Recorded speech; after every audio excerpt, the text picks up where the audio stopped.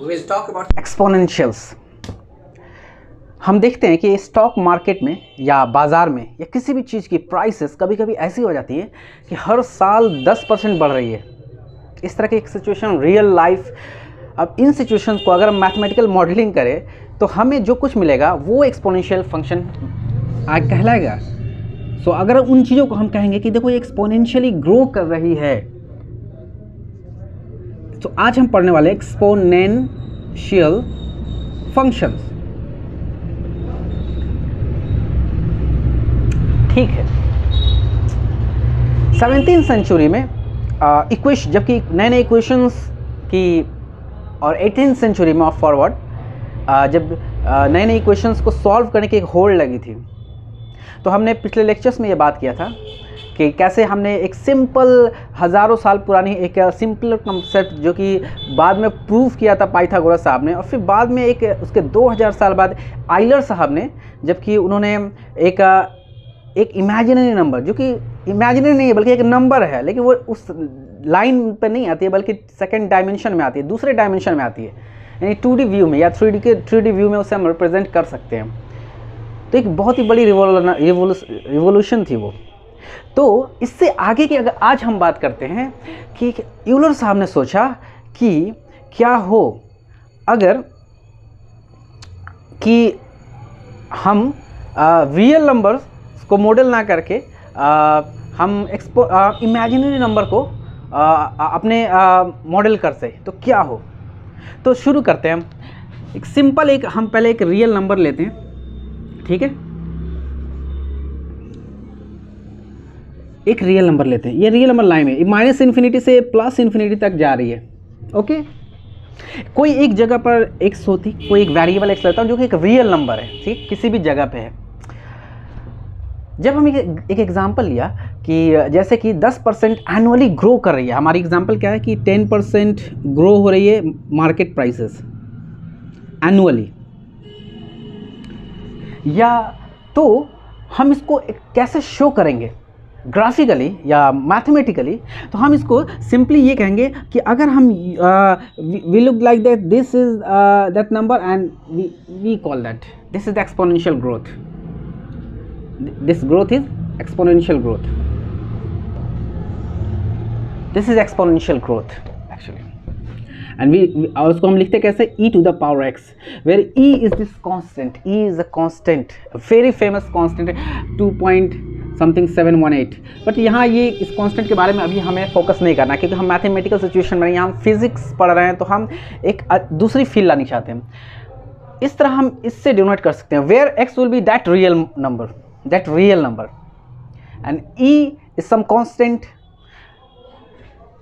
एक दूसरा एग्जांपल लेते हैं समझने के लिए। हम ये कहें कि बैक्टीरिया जो है वो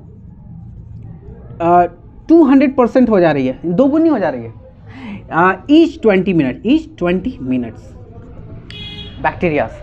तो ये जो पॉपुलेशन ग्रो होगी बैक्टीरियाज को, इसको भी हम एक्सपोनेंशियल ग्रोथ कह सकते हैं।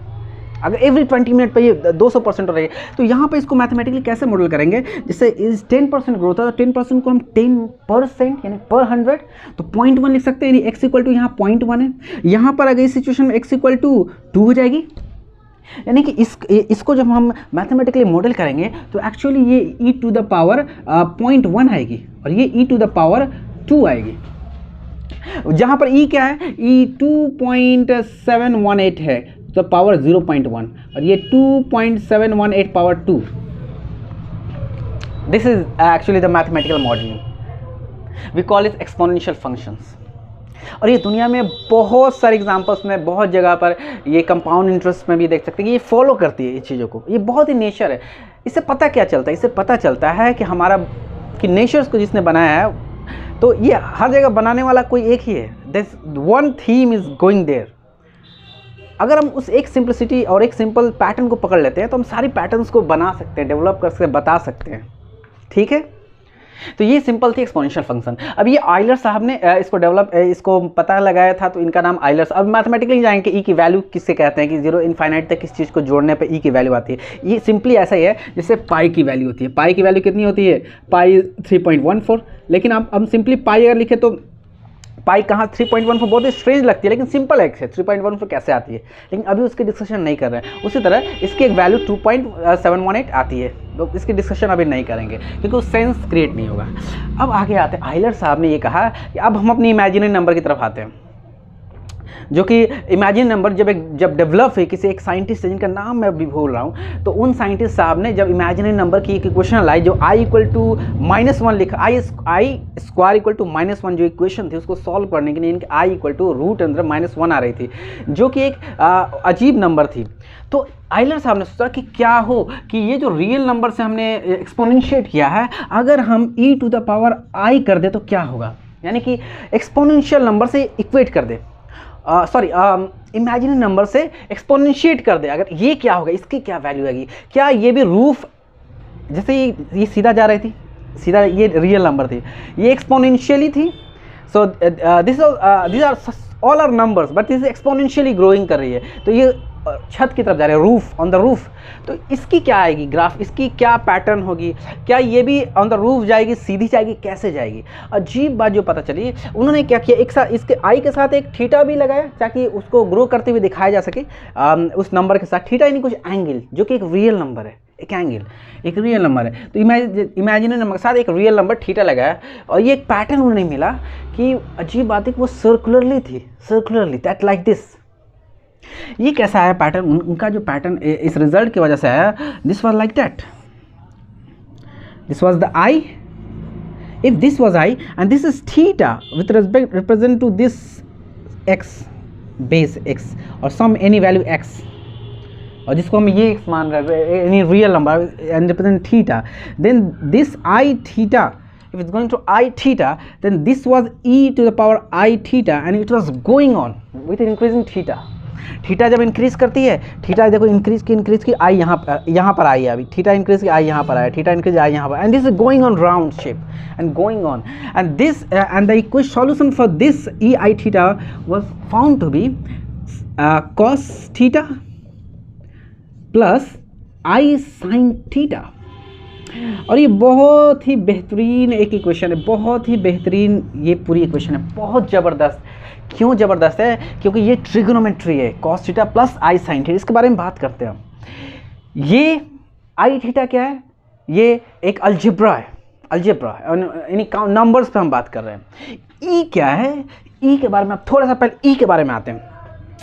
ई क्या है, ई को हम उस सेंस से नहीं समझते, ई को कैसे हमने वैल्यू लाई, ई की वैल्यू 2.7 एक कांस्टेंट के, जैसे पाई की वैल्यू अभी हम बात नहीं करें, पाई 3.14 होती है, लेकिन कैसे आई पाई, वो सिंपली है कि पाई अगर हम डिवाइड करें सर्कमफेरेंस से, डायमीटर से, तो पाई आती है, वो बाय नेचर है, इससे एक नेचर है।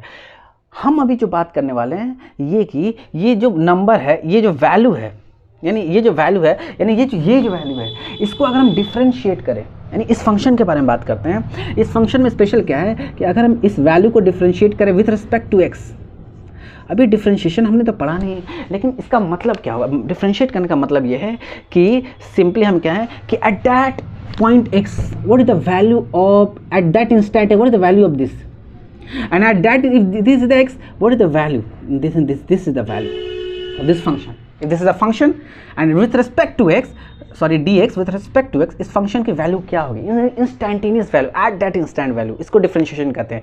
इसको एक आया कैसे था, तो हम बात करते कि हम चेंज करते थे, यानी कि अगर delta E X and change in E X और change by per unit change in X, ऐसे हम लोग टाइम में पढ़ते हैं ना, D V by D T, यानी वेलोसिटी चेंज कर रही है वक्त के साथ, उसी तरह हम इसको चेंज कर रहे हैं वक्त के साथ नहीं बल्कि इसके चेंज के साथ। यानी कि मैं ग्रो एनुअली 10% हो रहा था, अब महंगाई बढ़ गई, अब तो 20% ग्रो कर रहा है, अब क्या होगा, अब कैसे ग्रो करेगी मार्केट, तो 20% पर जब वैल्यू 0.2 आ जाएगी तो उसके हिसाब से e to the power 0.2 grow करेगी।